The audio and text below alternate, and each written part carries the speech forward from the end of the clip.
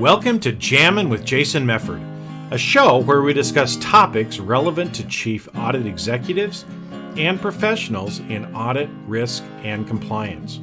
We discuss the technical and soft skills needed to navigate the minefields of organizations.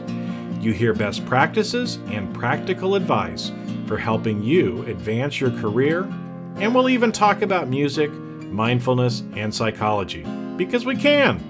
So sit back and relax while you listen to the #1 podcast in the world for internal auditors, unscripted and unedited. Well, welcome everybody to another episode of Jamming with Jason. Hey, today we get to do one of my favorite kinds of episodes, which is talking to a fellow chief audit executive. So I have my friend Sohail Saleem with me, and he is the Chief Audit Executive of the Mount Royal University, based in Calgary, Canada. So Sohail, welcome. How you doing, man? I'm doing good, Jason. How about you? Good. Yeah, it's I always like doing these episodes because I get people that contact me all the time. How do I become a Chief Audit Executive? It's like, well, listen to some of the podcast episodes. So it's kind of fun here. So maybe give people a little background of your career, because I know you've moved internationally too, Yep. right? So sometimes people are interested in that as well.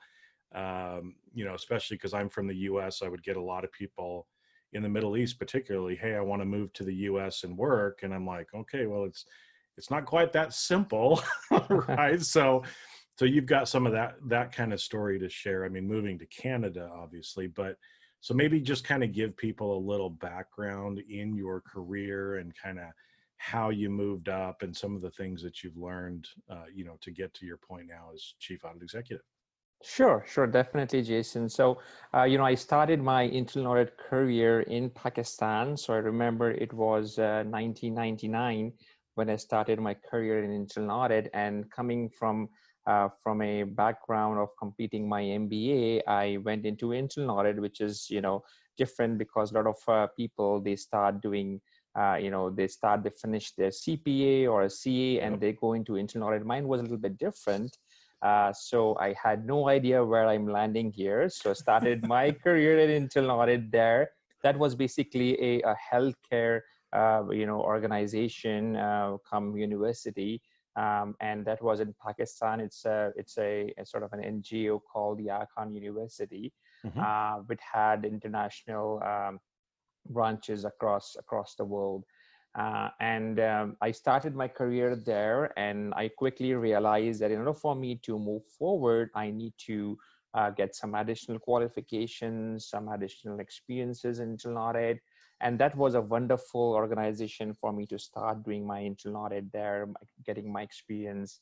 I finished my CIA in a year, so that was the first thing which I did. So congratulations, yeah, good on so you. that was 20 years ago now. So in year 2000 is when I finished my CIA, and that was fantastic because it gave me an excellent understanding of risk and the controls and things like that. And then I continued with that organization and got my CISA, which was in 2004. So that was the thing which was great. And I said that, hey, I think I lack my accounting designation because that one is important, right? So I started my ACCA, and as you know, that's something very popular in Pakistan, in Middle East, and it's a UK qualification. So finish that. That gave me some edge in terms of having some of the correct credentials besides my name. And that was an area where I started. And as I progressed in my internal audit, one of my dream was to become the head of internal audit. That was one. And here I am with Mount Royal University, being the head of internal audit. In 2006 is where I got an opportunity to migrate to Canada. I was still, before I migrated, I was the manager internal audit at the Khan University Hospital in Karachi, Pakistan. And I moved here, took a senior auditor role, because as you know that, in order, when you move, you have to, sacrifice some things. So I moved down one level and quickly moved back to manager internal audit. and stayed there for quite some time, changed my jobs, and got my CPA and other designations. And one of the key things which was important for me as I progress is really to understand in terms of where I am and where I want to go, how head of internal audit, work in the organization. So I tried to connect with a lot of people across different industries. Some of those were my mentors who were able to provide me some advice from that perspective, really understanding the trends of internal audit, where it was, where it's going, being on top of IIA magazine, conferences, connections. I think that was so critical for me. And again, understanding the business, it's also very important, because if you wanted to progress, you need to understand the business. You have to be flexible.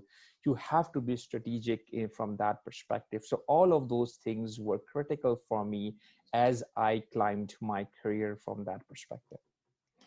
Okay, well, so we got to unpack some of that, because you just went a lot of places, right? So I just wanted to highlight and maybe kind of go back and touch on a couple of these things again, right? Because, again, people are listening to this and sometimes they kind of skip over it. But, one of the reasons I love doing these episodes is it shows people kind of the path to take, right? And a lot of people, I was told a long time ago, if you want to be successful, if you want to get to a certain place, look at what people are doing that are at that place, right? So how did they get there? What made them successful? How did they get there? And so, it's interesting. So if we back up, you said you didn't go kind of the traditional route, because a lot of people do often start in public accounting and then kind of move over, right? But you went right from your MBA into an internal audit role. So, and they don't teach you any of that stuff in MBA school, at least they didn't in mine, right? So you realized, okay, just a minute. Now, if I'm going to be an auditor and if I'm going to do this as my career, MBA is great, but I probably need some other things, right? Right. So you got your CIA, you got your CISA, you got your ACCA, and then I think probably once you got to Canada, you did your CPA. So, I always talk about kind of three big certifications, and it's usually CIA, CISA, CPA. Usually one of those everybody should have. You don't necessarily need to have all three. You do, right? But if you're serious about a career in internal audit, you need to consider getting at least one of those, and then maybe some other things depending on what you're doing, right? So, and I'm guessing too, right? So I'm going to kind of ask a blind question here, because I didn't ask you this before, but you went through, you got 4 different certifications, right? And I had a few more, but okay. So you got more too, right? Okay. Yeah. So a lot of times people, they want their company to pay for it, and it's great. Companies should pay for it. But let me ask you, did your company pay for all of these? So I would say for CIA and CISA, yes. For my ACCA, I have to pay from my own pocket, and that was an investment. And same one for the CPA as well. So I would say it with a combination of both. Yeah. So, and that's usually what I've seen too, is it's a combination. Sometimes the company will pay, sometimes they won't, but successful people that move into roles like Chief Audit Executive, they're willing to invest in themselves in time and money, right? Sometimes it means you have to pull money out of your pocket to invest in yourself, but I'm guessing you kind of got that back in your salary, didn't you? Definitely, it eventually pays, Jason, right? I think if you look at from that perspective, that it's your investment and you're investing yourself, that's very important. So yeah, your designations, your training, all those things are so important for you to move up from that perspective. Yeah. Well, and because, again, one of the partners that I worked for a long time ago, he told me, if you're not willing to invest in yourself, then why should I? Right. And it's like, oh, that kind of hits you back a little bit, but it's like, oh, you know what? He's actually right. And it's kind of funny. There's another book. It's off topic a little bit, but it's called The Millionaire Mindset, right? And in that book, he's talking about, like we were talking about before, if you want to be successful, if you want to be a chief audit executive, look at what they're doing, right? If you want to be a millionaire, look at what do millionaires do.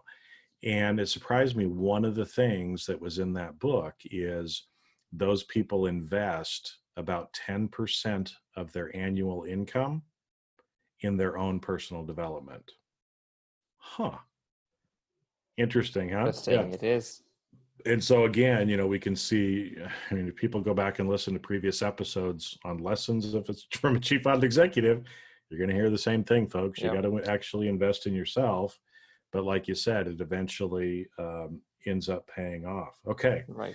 So the other thing that you brought out, because, like I said, you migrated to Canada, and I know I get a lot of people that ask me about this, right? And so I think it was important what you brought up. In Pakistan, you were a manager, but in order to move to the other countries, sometimes you have to take a step backwards in your career to be able to move forward, right? So you went from manager down to senior to be able to do that.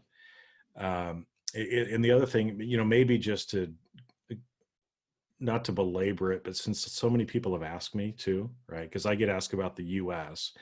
I don't know what it's like in Canada, but I'm guessing there too, you probably had to go there first, right? And then actually get the job once you had gotten there as well. Yes, so mostly that is, but I was lucky ones where I already had a job. I applied for a few positions, and from Pakistan I was able to get a job in Canada. It was in Edmonton in a healthcare organization. They were looking for somebody who had had internal experience in a healthcare organization, and that matched my profile. So I was a lucky one where I got a job. So I aligned it there with a job. But I know a lot of immigrants, once they come in, they have to, applying for jobs, which sometimes would take some time for them to do it. But it's not impossible. You have to connect with people, understand the environment. And as you said, sometimes you have to go one level down from that perspective. But having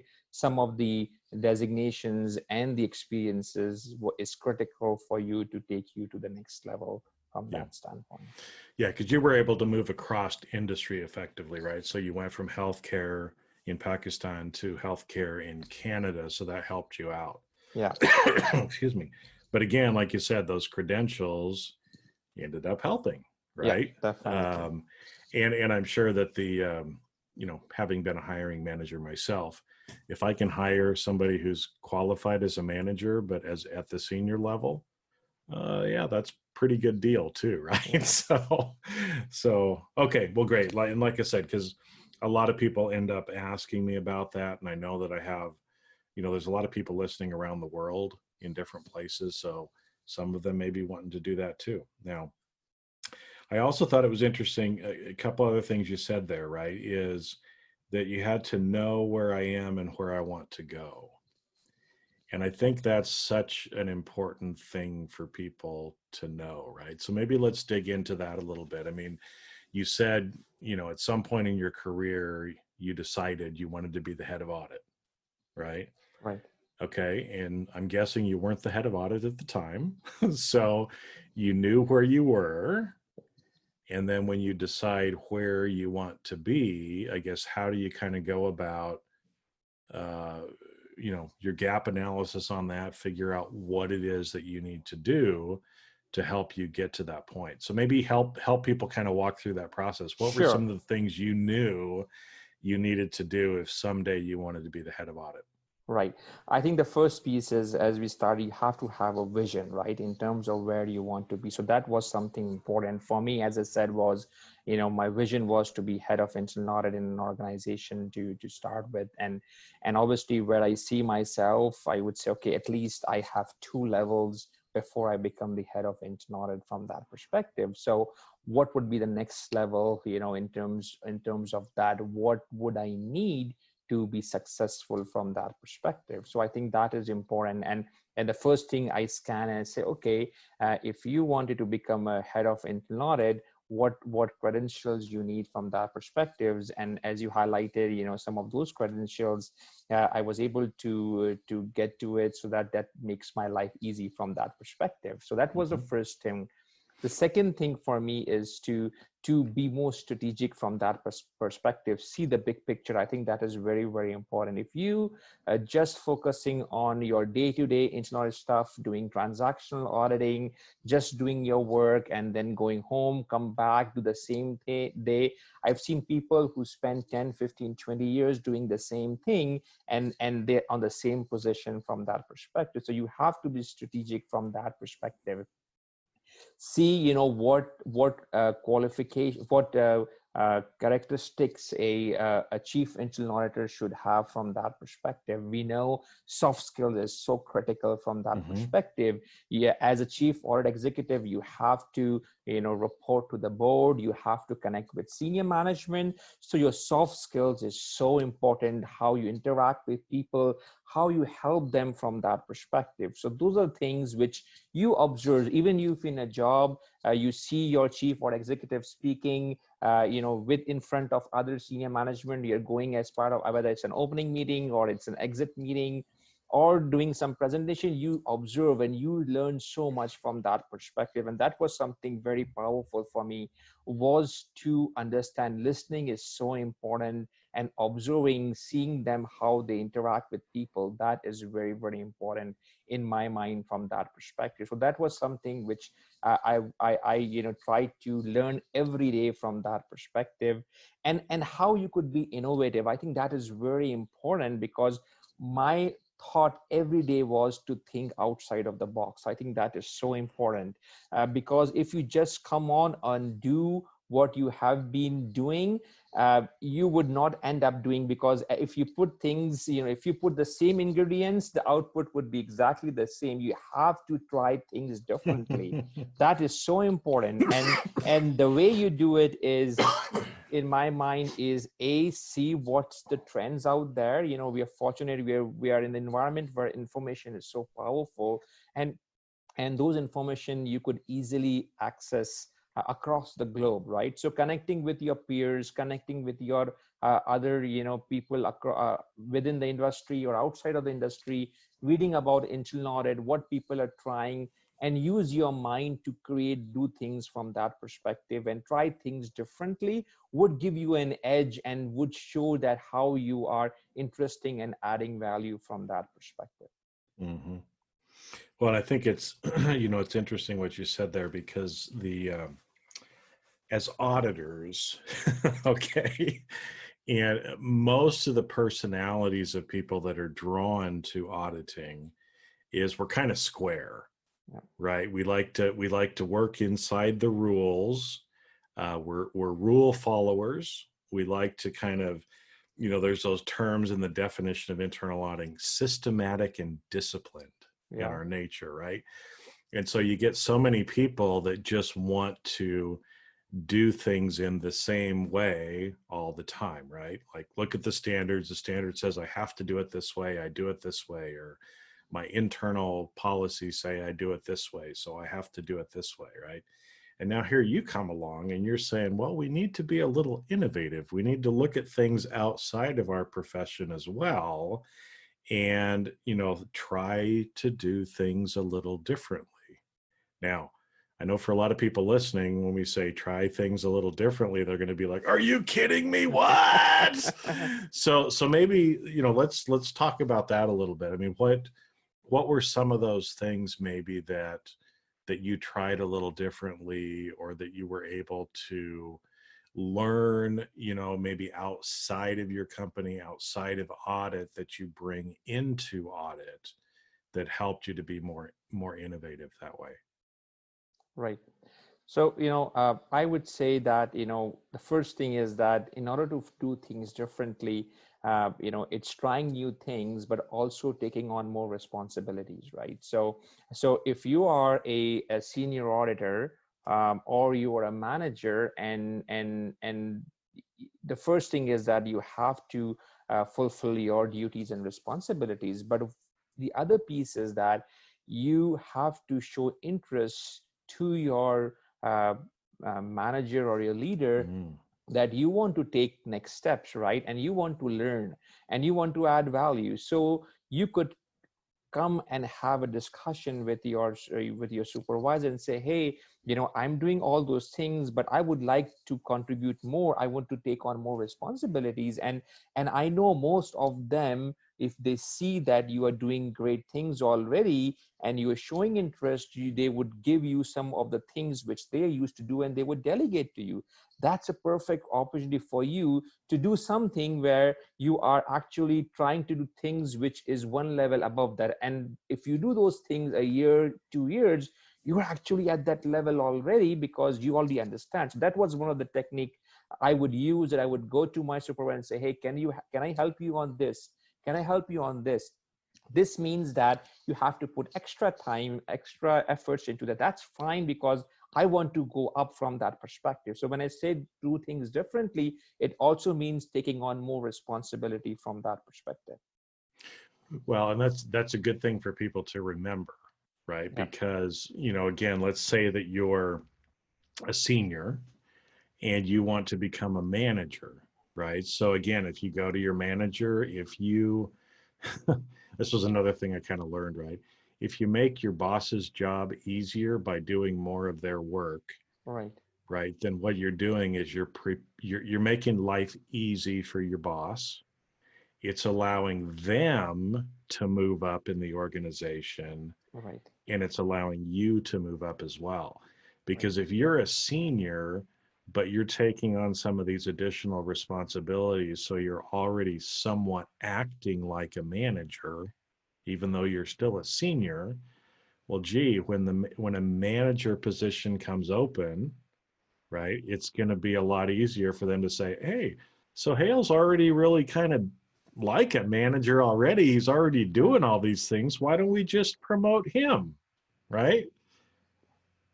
Very important. I think you nailed it, Jason. Organizations, they look for people who are actually ready. So if you already are doing some of those work, you would be the first person to be contacted and say, hey, this is a job from that perspective. Do you want to do? Or you may have spent some time into your organization, and you know that you may not be able to move up for some reason. Either the positions have not been open. That gives you an opportunity to look somewhere else and see if you find something, and you can actually tell in your interview that, hey, I've been doing those things from that perspective. So Mm-hmm. it's very important. For example, where I was working before in my job, I was the manager in internal audit, but I used to help my chief audit executive in preparing the audit committee packages. And I offered if I could go in and present my internal audit package to the audit and risk committee. And I was given that opportunity because I was interested, and I demonstrate that I would be confident. This means I used to do rehearsals and things like that with my chief audit executive. So unless you won't speak, you won't get that opportunity. So I think that's very important, as you said, that you demonstrate your interest and things would work, and you have to be positive from that perspective.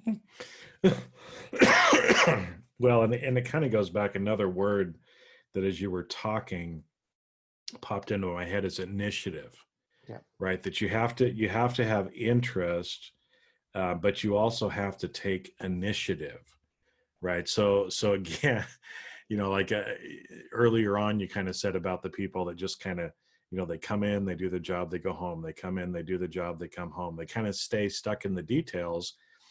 And 10 or 15 years later, they're still doing the same job, Right. right? Even if they might be interested in getting promoted, if they're not taking some initiative and others in the organization see that they're taking initiative, they're probably going to be stuck where they are. Right. Right. And so, like you said, having the initiative to go back to your chief audit executive and say, hey, you know what, I want to help Yep. with the board packet. I'd like to come to the meetings. I'd like to see what's going on. I'd like to, maybe present part of the meeting, right?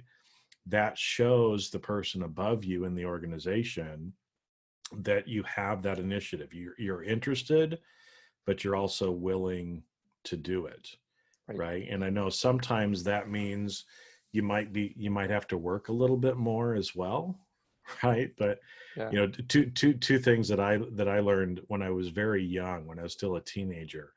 My mother told me one time, she said, if you want to get ahead of everybody else in your office, and she did this, right? She was always at work 15 minutes before she had to be there, and she always stayed at least 15 minutes after she could leave, right? And she moved up from being a secretary to being the office manager, admin person in her office, right? Because she was willing to show up, take the initiative, be there a little bit longer than everybody else was. And that showed and helped her move up, right? Another family friend that we had, he actually sold insurance. He was an insurance salesman. And he told me one time, he said, you know what the difference is between a person that sells insurance that only works 40 hours a week and somebody who works 50 hours a week? And I'm like, what do you mean? Right? I'm a teenager trying to wonder what he's doing. He's like, the people that show up and only put in 40 hours a week, right? They don't earn very much money. The people that are willing to put in that extra little bit, they earned 50 to 100% more than the insurance agents that only showed up for 40 hours a week, right? And so it's the same thing. If you have that vision and you take that long-term approach, right? It might mean, again, whether it's certifications, okay, you're going to spend some more time studying and taking the exams than other people are. If you're showing up early, if you're asking for more responsibility, you're probably going to spend a little bit more time at work than some of the other people are. But long term for your career, that return is going to be huge, right? And it always got me when, like I said, when that family friend said the difference between 40 and 50 hours, and I'm like, 10 hours isn't that much difference for a lot more money, right? Or a lot more responsibility, whatever it comes to, kind of at that point. So Right. And Jason, it's how you think, right? If you're thinking that, hey, I've been paid for this 40 hours, for example, and that's what I would do, that's what you would fulfill in terms of your role and your duties, but that may not help you in meeting your goals and objectives and your vision from that perspective. So I think putting in extra is very important. However, I also want to highlight here that you also have to work smart. That is very important, because I've seen people, and I know that our job requires us to be detail oriented, and there is no doubt from that perspective. However, you have to see, we are providing reasonable assurance. We're not providing absolute assurance. And I've seen in my career, I've seen auditors who spend hundreds and 100 hours in doing what they do. You could finish a project in 400 hours. You can finish a project in 3,000 or 5,000 hours, right? So you have to see what is reasonable. You have to sit back, understand the big picture. What are you trying to achieve here from that perspective? And how you'd be able to do a certain time, a certain project in a given time with the best, and providing reasonable assurance from that perspective. So working smartly is very important, because if you don't work smart, you end up exhausting all your hours on one or two projects, and you won't even time to think about different things, right? So that is very important, to act smart, think about the things outside of the box, and put extra effort as required. Yeah. Well, and that's a good reminder too, because as you were saying that, I was thinking, oh gosh, I hope people don't think we're saying just work more and then you'll get promoted, right? Because that's a good point. It's like, it's not about working harder or working longer hours necessarily. It's about working smarter, Yeah. right? Because I know, people that work for me, hey, if I've got somebody who can do the same job, let's say in 6 hours, that it takes everybody else normally 8 hours to do, then, I know that I can give that person more responsibility. They're more efficient in their time. And so that person is probably going to be the one that will get more responsibility, will get promoted. So it's not just the number of hours, but it's actually working Right. smarter as Right, well. Yeah. exactly. And one more thing, Jason, is that there are no shortcuts, right? You can't be the head of internal audit or you move to a senior to a manager overnight. You have to work for it, right? So if you are not getting promoted or you're not moving up the ladder, 6 months or a year, don't give up, I would say, right? Work Mhm. hard, continue to put effort, because if you have that vision, you would eventually get there, right? You have to be positive. That is very, very important in my mind, and you will get that. It might be later, it might not be sooner, but if you're on the right track, you're working hard, you are smarter, you are getting more experience, you are understanding the trends in internal audit, you're connecting with people. All those things are important for you to move on in your career. Mhm. Well, and kind of one of the other areas that you touched on before too that I think is so important is around understanding the business. And again, because that plus the soft skills side of it, because I've trained people for decades now, right? And it always is funny to me how, especially in our profession, we all want the technical training, right? Ooh, show me how to prevent and detect fraud, because that's cool, right? And so people spend all of their time on some of these technical areas and how to be a better auditor technically, but then usually just kind of ignore or forget the whole part of understanding the business and the soft skills, that you Right. brought up. So there's another trend, everybody who's listening, invest in yourself, soft skills. Everybody that I've talked to on here has been saying these things, right? Is that we do need to focus on those areas as well, right? Because to me, that's what really sets apart the people, to get to the manager or director level. You really have to start developing and knowing those things, right? Right. And understand the business, because I remember that too when I was way way way way back when I worked at Arthur Andersen. Okay. Yeah. We had one of the phases in our audit was called understand the business. Yeah. And I remember, so I've been talking about this for 25, 30 years, but it always kind of was funny to me that people say, well, I understand our business, right? So like I might look at you and say, well, I work at a university. I understand that I work at a university. It's like, I don't think that's what understand the business means, right? It doesn't mean I know I work for a university. It's like, what are the levers that drive a university, right? What's the business behind a university? What are those, strategic level things that you have to be concerned with in running an organization, like a Agreed. university? Yeah, exactly. And I think if you're in a company, you don't know your company's mission, you don't know the strategic plan, the business plan, you don't know their values, I think you won't be able to achieve much, I would say, because everything you do has to have that linkage to the organization's strategic goals and objectives. So it's very important first for you to understand your organization from a holistic standpoint, and then you have to also understand some of the key corporate policies and procedures and the goals and objectives. Those are very, very important. And also, not only, for example, if I'm with the post-secondary institutions, it's very important for me to know what's happening in other post-secondary institutions.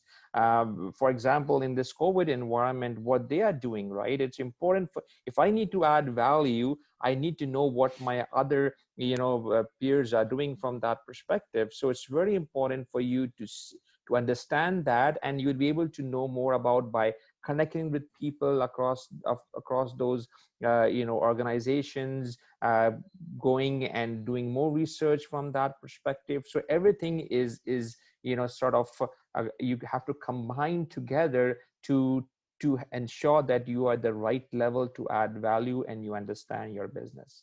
Mm-hmm. Very, very, very true. Oh my goodness, this has been great. Now, usually I like to kind of ask one more question too, because I think you and I have lived through lots of stuff, right? And it's I always kind of like to ask people at the end here, because we're talking about career and development, and what kind of advice would you give either to your younger self or maybe to someone else who is in that younger part in their career, right? So think back maybe when you were a senior auditor, right? And knowing now what you know, what kind of advice would you give to your younger self or to maybe somebody else who's a senior or something like that out there? Right. I think my advice to them would be don't give up. I think that is important, right? If you try to come up with a vision of where you want to see yourself in the next 5 or 10 years, and then identify those things which would help you move to that level. I mean, you could go, you may want to connect with other people who have been at that level to get advice from them. But at the end of the day, you have to document your own plan. That is very important from that perspective. And you have so many things available there, so many tools available for you that would help you to be able to meet your mandate. So be positive, not only work hard, but work smarter. That is very important. Have excellent listening skills and be a good observer, because those are free. You don't have to pay sometimes for those things, right? But if you are a good observer, you see things, you observe things, and you learn each and every day. And invest in yourself, as you highlighted earlier. That is so important. It's not an expense, it's an investment on you, and that would pay off you in the longer run. So don't think on a short-term basis. Think about 5, 10, or 15 years from that perspective, and you would get there. Yeah.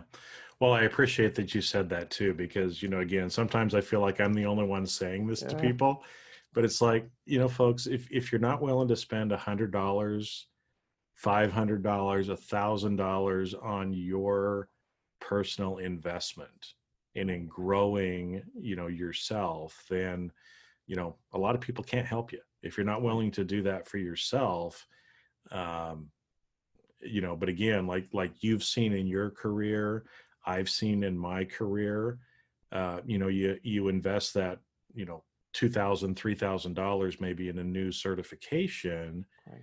and then you get a new job that's paying you maybe $10,000 or $15,000 a year more. You're going to earn that $10,000 or $15,000 a year for the rest of your career. Right. So investing that, let's say $3,000 may end up giving you $300,000 over the life of your career.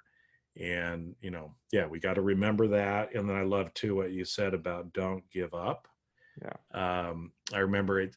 I can't remember if this is a true story or if it's more like a metaphor, but the story kind of goes that this person had a plot of land, right? And they were digging for gold or diamonds or something like that. They were mining, and they were digging and digging and digging and going, for a while. And then finally they're like, forget this. There's nothing here. I'm going to travel the world and go find some other place right, to dig for my gold or diamonds. And literally this person was 3 feet away from this huge gold vein, but they left because they gave up before they got there. And so that's the kind of the story, is it's 3 feet from gold. Is the idea is don't give up just before you're ready to hit the gold mine, if you will, right? And I think I see a lot of people that do that in their career as well, and it's sad to see. So don't give up. If you've got that vision, just keep working it and figure out, how to get there. It might mean that you have to move countries. It might mean you have to take a step backwards in your career to then be able to move forward. It might mean that you have to move to another organization, but again, keep that vision in your mind, keep doing what it takes to get to the next level. And you too can be like Sohail, and someday be a chief audit executive if that's your goal, right? And again, it's not for everybody, but the whole purpose is you've been successful in your career. People can learn from that. Then again, like you said, they just have to decide, where am I now and where do I want to go, and start coming up with a plan for themselves. So I hope you had fun, Sohail. I did. Yeah, I love doing great. this. No, thank you, Jason, for the opportunity to have this podcast. It was excellent. And if I could be any help, people can connect with me on LinkedIn. I'm more than happy to help them and provide them more thoughts and insight and advice from that standpoint. Well, thanks. Yeah, I really appreciate it. Appreciate you sharing, because that's really kind of the whole idea behind the podcast is get information out there, help people improve their lives, invest in themselves so they can have the life that they have in their vision and their dreams. So thanks again for coming on, Sohail. Right. Excellent. Thank you. Thanks. And that's a wrap. Thanks for listening to today's episode of Jamming with Jason. Keep on rocking in the audit world. Have a great rest of your day, and I'll catch you later on the next show. If you'd like to earn continuing professional education for listening to today's episode, head on over to C-Risk Academy at ondemand.criskacademy.com. And that's C as in the letter C, riskacademy.com. Not only do you get a CPE certificate, but you also will have access to the video version of today's show. The views and opinions expressed on this show are that of the individuals and not of their respective organizations.